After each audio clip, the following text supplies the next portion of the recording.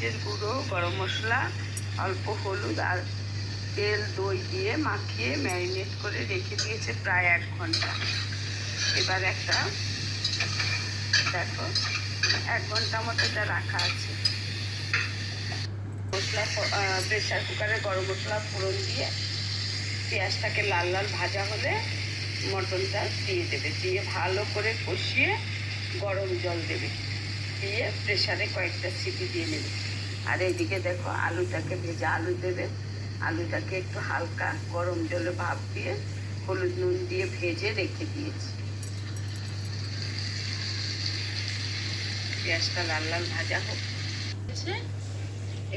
আরেকটা নতুন ভিডিও তৈরি হচ্ছে। মটন কষানো হয়ে গেছে, ওর মধ্যে জিরে, ধনে, আদা, শুকনো লঙ্কা না কাশ্মীরি লঙ্কা আর আদা, রসুন, পেঁয়াজ এই মশলাগুলি দিয়েছে আর গরম মশলা দেওয়া হয়েছে।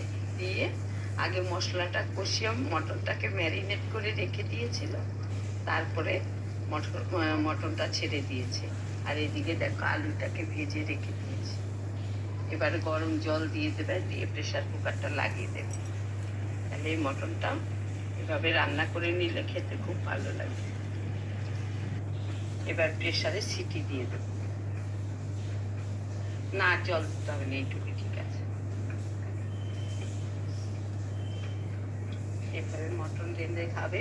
আজকে আমার শরীরটা ভালো নেই, সকাল থেকে মাথাটা খুব ঘুরছে, কোনো রকমে একটু করে দেখাচ্ছি তোমাদের, আবার শুয়ে পড়ছি।